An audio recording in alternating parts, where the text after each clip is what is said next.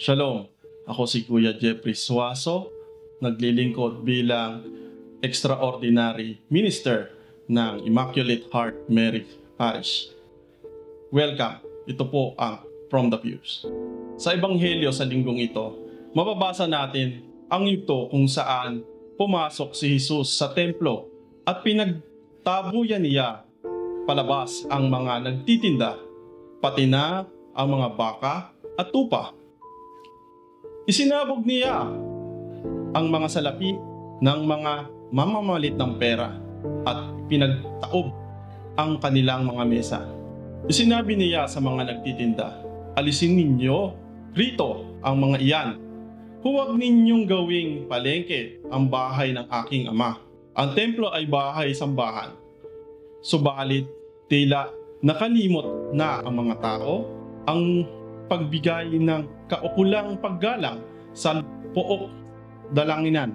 Dito ay naalala ko ang ilang pagkakataong kailangan kong sawayin ang ilang kaibigan kapag nagbibiro sila sa loob ng simbahan, na ang mga biro para bang walang simbahan ng Panginoon, at naririnig ang kabalustugang lumalabas sa kanilang bibig.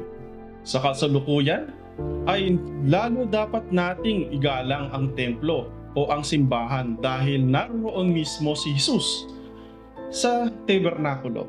Ang templong nabuwag at naitayo muli sa ikatlong araw. Kaya nga pag pumapasok tayo sa simbahan ay tumatahimik tayo, nagbibigay galang sa altar, sa salita ng Diyos at sa katawan at dugo ni Jesus. Maaring hindi natin makikita si Jesus na nagagalit, pero sa ating sarili ay di natin maiwasan magalit tulad ng Panginoon tuwing nakakarinig tayo ng balitang tungkol sa korupsyon. Mga kapatid, nararamdaman ba natin ang pagiging sagrado ng simbahan tuwing tayo ay nagsisimba? O nakakalimot ba tayo na para bang nangangapit bahay lang tayo at kung sino-sino ang pinag-uusapan habang nasa simbahan? Manalangin tayo. Ama naming nasa langit, maging kaaya-aya nawa ang aming paglilinis ng sarili.